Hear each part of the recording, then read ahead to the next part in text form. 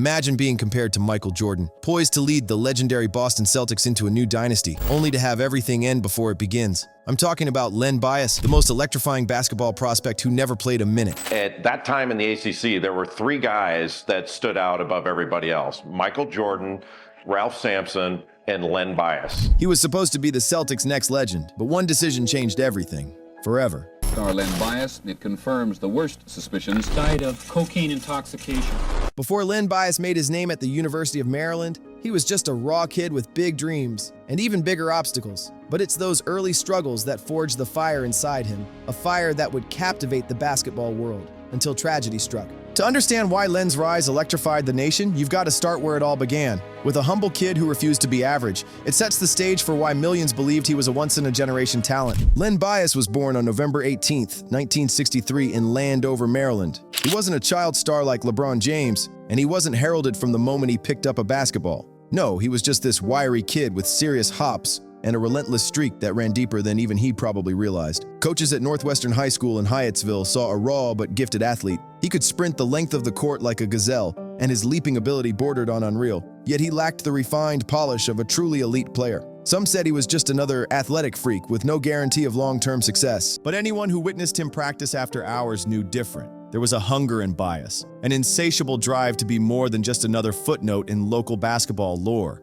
His friends would say he'd spend extra time drilling jump shots, free throws, and footwork, as if every shot he took was already a step toward an NBA dream he couldn't wait to claim. Even back then, you could sense something smoldering beneath the surface, a fire that, given the right fuel, could burn through the entire college hoops scene and maybe eventually light up the NBA. Maryland fans first got a glimpse of Len Bias in 1982. At first, he flew under the radar, averaging just over 7 points and 4 rebounds in his freshman year. But while most first-year players would simply try to blend in, Bias took every practice as a proving ground. Coaches marveled at how he devoured new techniques. He started lifting weights with a near-obsessive fervor, taking ballet classes to master balance, and even dribbled a basketball blindfolded to fine-tune his handle. He wanted every advantage he could get, and it showed. By his sophomore year, he'd all but doubled his scoring average, shooting an impressive 57% from the field. Reporters began murmuring about his raw athleticism paired with an evolving skill set. He wasn't just dunking over defenders anymore.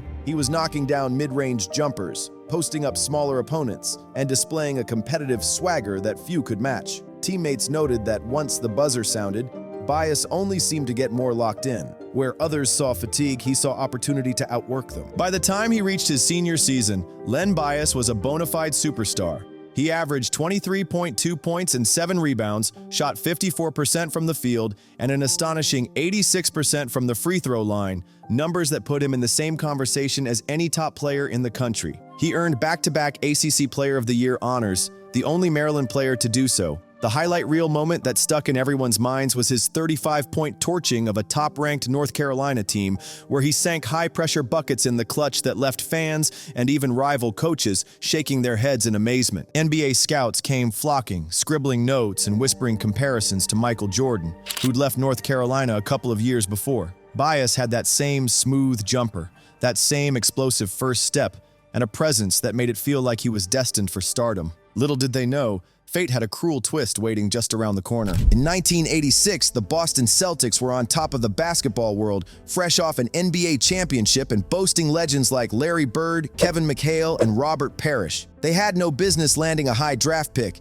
yet through a trade deal, they somehow owned the second overall pick in the NBA draft. And while Cleveland used the first pick on Brad Daugherty, Boston's iconic general manager, Red Auerbach, was ready to pounce on Len Bias. Bias was exactly what Boston needed for the future. An athletic specimen who could run the floor, pick up the scoring load, and inject fresh blood into a roster that, while still elite, was getting older. Fans and media alike were salivating over the idea of Bird passing the torch to an heir apparent who matched Michael Jordan's talent. People started talking about the next dynasty, predicting the Celtics could remain unstoppable well into the 90s. In a matter of days, Len flew to Boston with his father to discuss contracts and endorsements. Reebok, eager to replicate Nike's Jordan success, offered him a deal reportedly worth $3 million, a massive sum at the time. Imagine the hype. A young star about to join an all-time great franchise poised to become the face of a major sneaker brand. The pressure was immense, but Bias seemed to take it in stride. at least on the surface. That's what made the tragedy to come so utterly shocking. Here's where the story takes a drastic turn. And it wasn't on the court. On June 18, 1986, just 2 days after being drafted, Len Bias was back at his dorm at the University of Maryland. The vibe was pure celebration. He just inked his name into NBA history and a lucrative future lay ahead. Close friends, including Brian Tribble and 2 Maryland teammates, Terry Long and David Gregg, joined him in this late-night party. But at some point during the revelry, they decided to use cocaine. Reports indicate the batch was incredibly pure, significantly stronger than the usual street-level supply. To this day, no one knows whether Len had experimented with drugs before that night or if this was a rare lapse in judgment fueled by excitement. All we know is that soon after his final line, Bias began to feel sick. He staggered, complained of dizziness, and collapsed onto his bed. What followed was chaos. Brian Tribble dialed 911, practically screaming into the phone, "Len Bias! You have to save him! He can't die!" First responders rushed to the scene, but found Bias unresponsive, his heart locked in a fatal struggle. Paramedics tried everything: CPR, defibrillation, even installing a pacemaker. Nothing worked. By 8:55 a.m., the unthinkable had happened. Len Bias, the future face of the Boston Celtics, was pronounced dead at just 22 years old.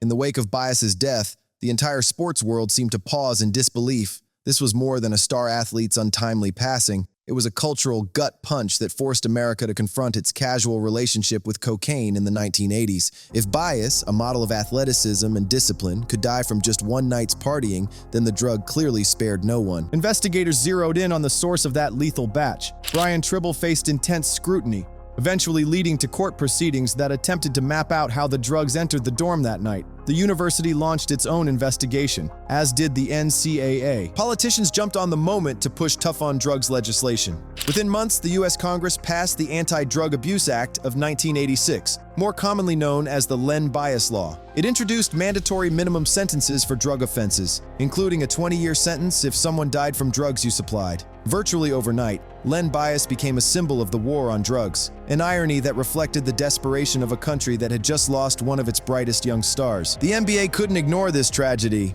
The league, which had already been grappling with rumors of widespread cocaine use in the late 70s and early 80s, saw Bias's death as a red alert. Commissioner David Stern had recently begun cracking down on drug use, but now the stakes were higher. New, stricter policies were enacted. Mandatory drug testing and severe penalties for violators became the norm. Len's mother, Dr. Len Bias, was devastated by his death, but 4 years later, she faced another unimaginable tragedy when her younger son, Jay, was shot and killed in a separate incident. Yet instead of retreating into despair, Dr. Bias chose to speak out. She visited schools, churches, and youth organizations, warning them of the dangers of drugs and poor decision-making. In many ways, her outreach became the largest legacy Len left behind. She reached countless kids who might have otherwise shrugged off the risks. Instead of letting the tragedy define her family, she made it a catalyst for awareness. It's impossible to talk about Len Bias without bumping into that crushing question. What if? What if he'd said no to drugs that night? What if he'd never gone out to celebrate? What if he'd lived to become the superstar scouts believed he'd be? The heartbreak of his story lies in the unrealized potential.